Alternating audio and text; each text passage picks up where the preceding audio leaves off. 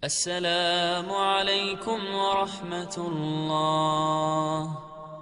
السلام عليكم ورحمة الله. الحمد لله رب العالمين. اللهم صل على سيدنا محمد وعلى آل سيدنا Muhammad. Kita dalam segala urusan dunia mengambil keputusan kita harus bermusyawarah. Tapi kalau dalam hal ibadah tidak semestinya bermusyawarah. Artinya kalau kita mau laksanakan kewajiban kita, masa kita bermusyawarah dulu? Allah Subhanahu wa taala memanggilkan kita untuk menunaikan salat kita 5 waktu, tidak perlu dimusyawarahkan. Kalau kita sudah mendengar hayya 'alas salah, hayya 'alal falah, segera tunaikan kewajiban kita. Kalau kita perhatikan dalam Al-Quran, banyak ayat-ayat yang Allah Subhanahu wa taala ikatkan salat dengan zakat, atau bahasa lain salat dengan infak, sebagaimana firman Allah Subhanahu wa taala di suratul Baqarah, dan saya yakin semuanya hafal. A'udzu billahi minasyaitonir rajim. Bismillahirrahmanirrahim. Alif Lam Mim. Dzalikal kitabu la raiba fihi hudan lil muttaqin. Alkitab ini petunjuk bagi siapa? Bagi muttaqin. Dan Allah menjelaskan sifat-sifat mereka. Kalau kita ingin meniru mereka, ingin bergabung bersama mereka, ingin menjadi seperti mereka, ikutilah penjelasan Al-Quran. Siapa sih al-muttaqin ini? Allah Subhanahu wa taala sebutkan, alladzina yu'minuna bil ghaibi wa yuqimuna as-salata wa mimma razaqnahum yunfiqun. Mereka adalah yang beriman tentang ghaib. Apa yang ghaib? Allah, malaikat, jannah, surga, neraka, segala sesuatu yang ghaib mereka percaya, walaupun mereka tidak melihat dengan mata sendiri. Dan sifat mereka alladzina yuqimuna as-salah. Beda artinya yuqimuna as-salah sama yusallun. Ada orang hanya kerjakan salat, tapi ada orang mendirikan salat. Ada 2 orang salat di saf pertama, sama-sama ruku', sama-sama sujud, sama-sama membaca Al-Quran, tetapi satu diterima oleh Allah, satu tidak diterima oleh Allah. Apa persoalannya? Karena satu menghadap Allah dengan hatinya, dan satu hanya menghadap Allah dengan fisik badannya.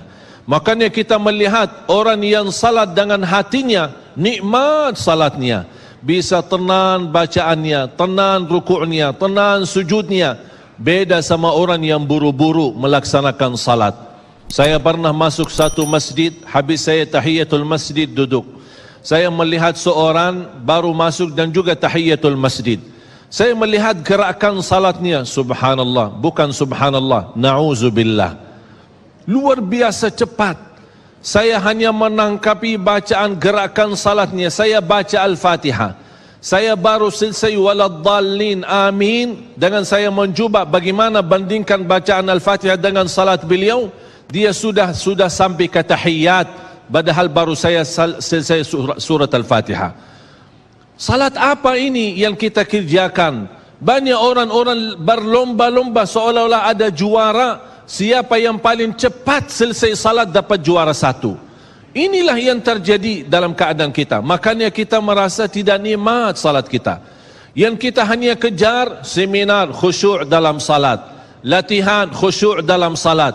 Sebenarnya Bapak Ibu biar faham, tidak ada perintah dalam Al-Quran memerintahkan salat yang khusyuk.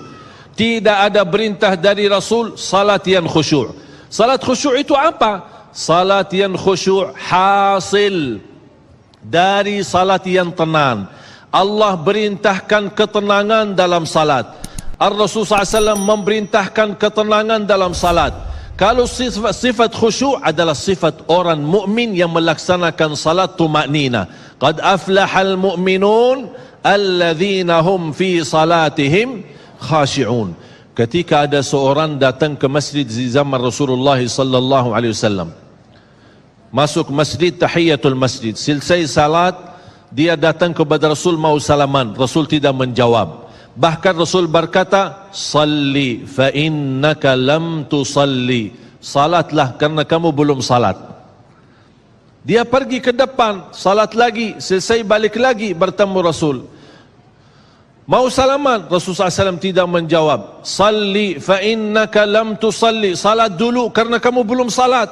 Sampai 3 kali dikasih tahu oleh Rasulullah SAW. Akhirnya orang berkata, mohon maaf ya Rasulullah, saya tidak tahu selain ini salatku. Gimana? Kata Rasulullah SAW, fa idza qumta faqum mutma'inna. Kalau berdiri, berdiri tenang, tumaknina. Tumaknina salah satu rukun di dalam salat. Tidak sah salat seorang tanpa Al-Fatihah, betul? Sama tidak sah salat seorang tanpa tumaknina. Baca tenang, rukuk yang tenang, sujud yang tenang, wallahi akan terasa nikmat. Dari hasil ketenangan dan upaya dan ikhtiar kita akan muncullah rasa khusyuk. Karena khusyuk bukan sesuatu yang datang dari luar, tapi khusyuk sudah ada di dalam hati. Tinggal bagaimana cara dikelola, bagaimana bisa dikembangkan cara salat yang tenang.